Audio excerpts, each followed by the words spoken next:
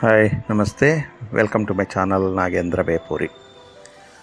ఈరోజు secrets of సక్సెస్లో భాగంగా work is worship అనే అంశం మీద చెప్పదలుచుకున్నాను. అంటే పనినే దైవంగా భావించటం. మన జనంలో రెండు రకాల వాళ్ళు ఉంటారు. కొంతమంది తమకు అప్పగించిన పనిని అంకితభావంతో కృషి చేసి పనిచేసి సత్ఫలితాలు సాధిస్తూ ఉంటారు. మరికొంతమంది తమ పని సరిగా చేయకుండా వీలైతే ఇతరులకు అప్పగించి తాము మాత్రం హాయిగా ఎంజాయ్ చేస్తూ పని దొంగలు ఇంకొంతమంది ఉంటారు.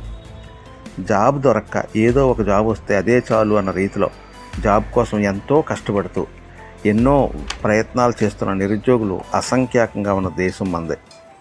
ఈ దేశంలో గల ప్రభుత్వ పాలసీల వల్ల ప్రతిభ లేకున్నా స్వల్ప ప్రయత్నంతోనే జాబ్స్ పొందే అదృష్టవంతులు కొందరు ఉండగా, మరికొందరు జాబ్ రాకపోయినా తమకున్న ఆసక్తితో పట్టుదలతో స్వయంగా ఉపాధి పొందడమే కాకుండా మరి ఎంతోమందికి జాబ్స్ ఇచ్చి అంచెలంచెలుగా ఎదుగుతూ కోటీశ్వరుల జాబితాలో చేరేవారు కూడా కొందరు ఉన్నారు.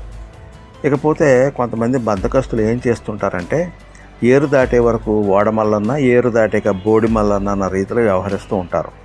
ఉద్యోగం రానంత వరకు ఏ ఉద్యోగమైనా చేయడానికి సిద్ధంగా ఉండే కొందరు ఆ తరువాత కాలంలో తమకు ఉద్యోగం వచ్చేసిన తర్వాత కొంతకాలానికి తమకు వచ్చిన ఆ ఉద్యోగాన్ని తృణీకార భావంతో చూస్తూ ఎంతో ఫ్రస్ట్రేషన్ గురవుతున్నట్టు, తక్కువ జీతమనో, ప్రమోషన్ వచ్చే ఛాన్స్ లేదనో, పని చాలా కఠినంగా ఉంటుందనో, ఇలాంటి అల్ప కారణాలతో తమ ఉద్యోగ బాధ్యతల్ని సక్రమంగా నిర్వహించకుండా నిర్లక్ష్యంగా వ్యవహరిస్తూ ఉంటారు.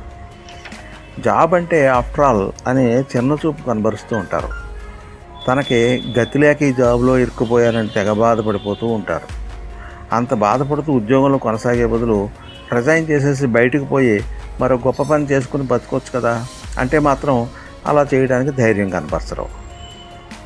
పబ్లిక్ రిలేటెడ్ పోస్ట్ అయితే ప్రజలకు సరిగ్గా సేవ చేయకుండా నిర్లక్ష్యంగా వ్యవహరిస్తూ ఆ ఫైల్స్ని త్వరగా డిస్పోజ్ చేయకుండా డిలే చేసేస్తూ అన్ప్రొడక్టివ్ ఆలోచనలు చేస్తూ ఉంటారు.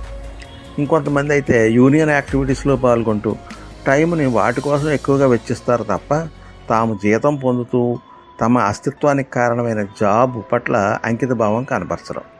కాలానుగుణంగా మారుతున్న టెక్నాలజీని నేర్చుకొని అప్డేట్ కావడానికి ఆసక్తి చూపించరు. జీతం మాత్రం నిరంతరం లెక్కలు వేసుకుంటూ టంచనగా అందుకుంటూ ఉంటారు. ఇటువంటి వారి జీవితం ఎదుగు బదుగు లేకుండా ఎక్కడ వేసిన గొంగళి అక్కడే అన్నట్టు ఉంటుంది. దీర్ఘకాలంలో ఇలాంటి వారికి వారి యొక్క నటనా కళని తమ పై అధికారులు కానీ యజమానులు కానీ గుర్తించేసి తగిన విధంగా వీళ్ళకి ఎలా చేయాలో అలా చేస్తూ ఉంటారు ట్రీట్మెంట్. కాబట్టి పని ఏదైనా ఇష్టపడి జాయిన్ అయిందే కాబట్టి మనసు పెట్టి అంకిత భావంతో పనిచేస్తే మంచి ఫలితాలు వస్తాయి, సక్సెస్ అవుతారు. ఒకవేళ ఆ పని పట్ల ఆసక్తి నశిస్తే అటువంటి పనిని వదులుకోవాలి. అప్పుడు అటువంటి పని చేయడానికి సిద్ధంగా ఉన్న నిరుద్యోగులకు ఉపాధి దొరుకుతుంది కదా. అందుకే you have to love your job. If you cannot love it, you quit it. ఇది అసలు విషయం. ఇదే విధంగా సినీ రంగంలో నా అనుభవాలతో గ్రహించిన కొన్ని విషయాలు ఉన్నాయి. మీ అందరికీ తెలుసు, mega producer late D Ramanaidu garu అత్యధిక సినిమాలు తీసి గిన్నిస్ బుక్ ఆఫ్ వరల్డ్ రికార్డ్స్లో పేరు నమోదు చేయించుకున్న గొప్ప వ్యక్తి అయిన తన సినిమా షూటింగ్ సందర్భంగా అవసరమైతే ట్రాలీని తోయడానికి కూడా వెనకాడకుండా ఆయనే ఒక బాయ్ చేసే పనిని కూడా తనే చేయడం అనేది ఆ విధంగా అంకితభావంతో పనిచేశాడు కాబట్టి అన్ని సినిమాలు తీసే మెగా ప్రొడ్యూసర్ అనిపించుకున్నాడు. అలాగే ఇంకొంతమంది ఉంటారు, అవకాశాల కోసం సినిమా ఆఫీసుల చుట్టూ అనేక సార్లు తిరుగుతూ ఉంటారు. ఆ దర్శకులని, నిర్మాతల్ని తమకు అవకాశం ఇమ్మని బతిమాలుతూ ఉంటారు.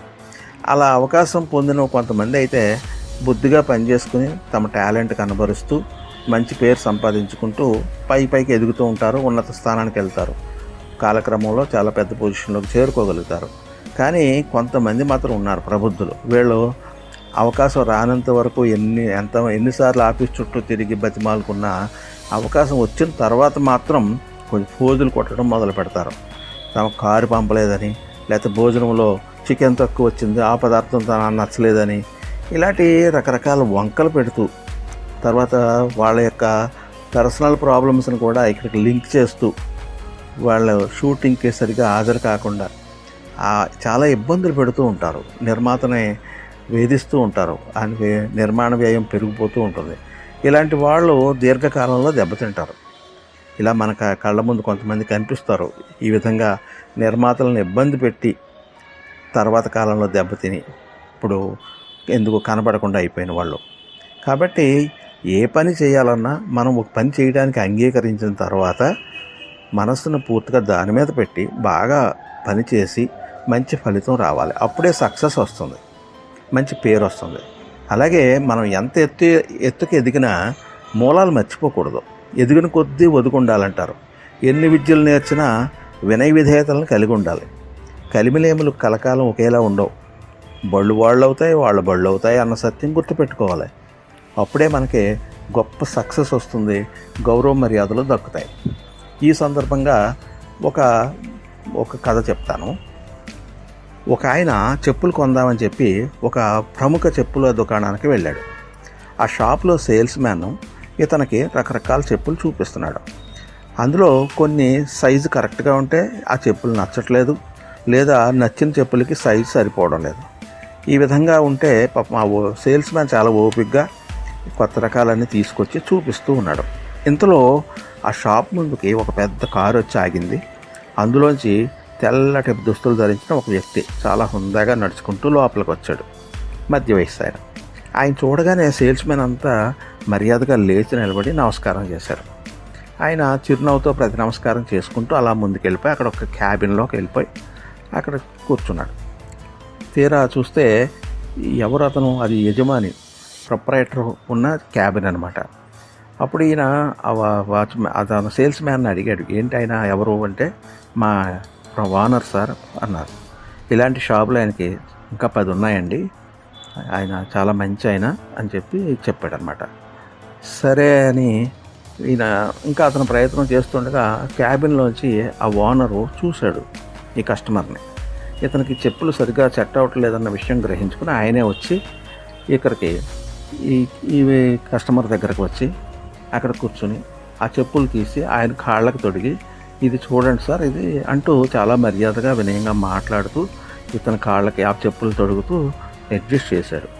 అంతా చేసిన తర్వాత, చూడండి ఒకసారి నడిచి చూడండి, మీకు నచ్చితే సరిపోతుంది, తీసుకుందరు, కానీ లేకపోతే ఇంకా చెక్ చేద్దాం, మరికొన్ని వెరైటీస్ ఏదైనా చూద్దాం అంటూ చెప్పాడు. ఈయన కస్టమరు ఆ చెప్పులు, ఆయన తొడిగిన చెప్పుల్ని తో అలాగా నడిచి అటు ఇటు చూసి, సరిపోయినాయి సార్ అన్నాడు. అయిపోయింది.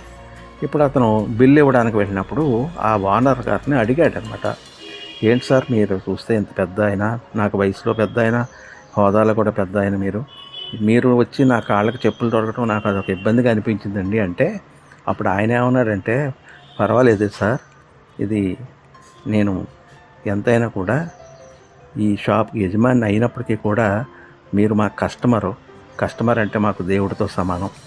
అటువంటి మీలాంటి కస్టమర్స్ వస్తేనే కదా మేము ఇంత వృద్ధిలోకి వచ్చాం. అందుకని మీకు ఆ విధంగానే నేను ట్రీట్ చేస్తాను. నా వృత్తి నాకు దైవంతో సమానం అంటూ చెప్పి, ఇదే విధంగా నేను బయటకు వచ్చి మీ కాళ్ళు పట్టుకోలేదు కదా, బయటకు వస్తే మీరు ₹1,00,00,000 ఇస్తానన్నా మీ కాళ్ళు టచ్ చేయండి కదా అని చెప్పేసి ఆయన అన్నాడు. సో అది విన్న తర్వాత ఈ కస్టమర్ చాలా ఆశ్చర్యపోయాడు. ఇదనమాట డిగ్నిటీ ఆఫ్ లేబర్ అంటే. తన పని మీద తనకున్న గౌరవం, నిబద్ధత అలాంటిది. అందుకే కదా ఈయన అంత చిన్న స్థాయి నుంచి ఎంత ఉన్నత స్థాయికి ఎదిగాడు కదా అని గ్రహించుకున్నాడు. ఇదండి, ఇది చాలా ఆసక్తికరంగా ఉంది కదా. ఇది నచ్చితే మీరు లైక్ చేయండి, కామెంట్ చేయండి, అలాగే దీన్ని మీ ఫ్రెండ్స్కి కూడా షేర్ చేయండి. నా ఛానల్కి ఇంతవరకు మీరు సబ్స్క్రైబ్ చేసుకుని ఉండకపోతే వెంటనే సబ్స్క్రైబ్ చేసుకోండి. ధన్యవాదాలు. మీ నాగేంద్ర వేపూరి.